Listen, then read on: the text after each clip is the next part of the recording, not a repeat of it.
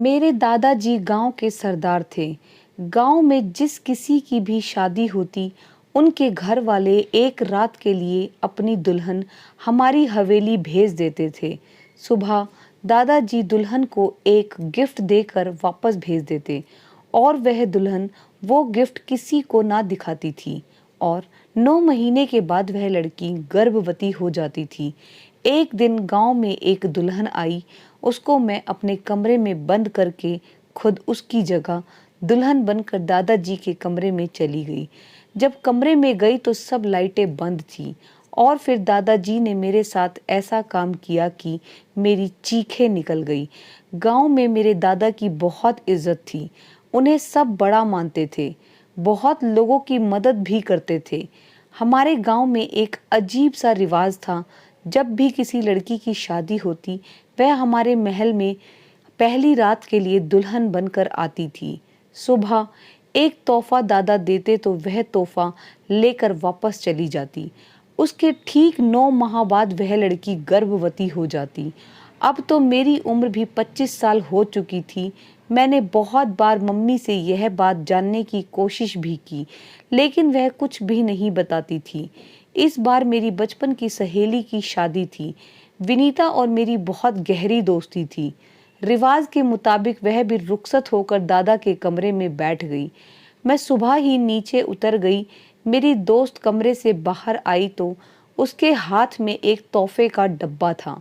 मैं फौरन से विनीता के पास आ गई, उसका हाथ पकड़ा और उसे अपने कमरे में ले गई। मैंने उससे पूछा, दादा ने कमरे में तुम्हारे साथ क्या किया? उसने मुझे कहा, मेरा पति लेने आ गया है, अब मुझे जाना है, मेरा हाथ छोड़ दो। मुझे बहुत मायूसी हुई थी। उन्हीं दिनों मेरा एक रिश्ता आ गया, हमारे परिवार की हैसियत के बराबर का था, लेकिन दादाजी का वही इनकार अपनी जगह पर कायम था। कुछ समय बाद एक और दुल्हन को देखकर मैं दंग रह गई। वह 16 साल की बहुत ही खूबसूरत लड़की थी। मैंने आंगन में जाकर जल्दी से दुल्हन का हाथ पकड़ा और कहा कि मेरे साथ चलो। मैं उसे अपने कमरे में ले गई।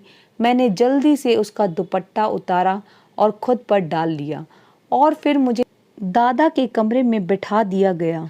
दादा ने कमरे में दाखिल होकर अपने कमरे का दरवाज़ा बंद कर लिया। अगर तुम मेरी बात मानोगी तो मैं तुम्हें बहुत खुश करूँगा। मैंने कहा, मुझे मंजूर है। मैंने कहा, आप मेरा घूंघट नहीं उठाएंगे तो मैं सारी जिंदगी आपकी दासी बनकर रहूंगी। तुम तो बहुत अच्छी हो जो खुशी खुशी मानने को तैयार हो गई। मैंने कहा, अब आप मुझे पहले ये बताइए कि आपने कैसे लोगों को बेवकूफ़ बना लिया। उन्होंने कहा, जब दादी की मौत हुई उन्होंने ऐलान कर दिया कि वह दूसरी शादी नहीं करेंगे, क्योंकि उनके ख्वाब में दादी की आत्मा आने लगी है, जिसने उनके अंदर वास कर लिया है और वह हर लड़की का किरदार एक रात में ही जान जाते हैं। दादा को औरत की हवस थी, इसीलिए वह अपनी ख्वाहिशों को पूरा करने के लिए यह रास्ता अपनाए हुए थे। उसके बाद जो दादाजी ने कहा, मेरी रूह फना हो गई। कहने लगे, तुम्हारे बाद में एक लड़की और है जिसके साथ मैं ये सब करूँगा। मैंने पूछा, वह कौन है? कहने लगे, ढिल्लो। यह सुनकर अब मेरे होश उड़ गए। मैं उनकी सगी पोती हूँ और वह मुझ पर ऐसी गंदी नज़र रखते थे। कोई कितना भी घटिया हो सकता है। फिर मुझे याद आने लगा कि मेरी माँ कहती थी कि हवस की प्यास कभी भी खत्म नहीं होती है।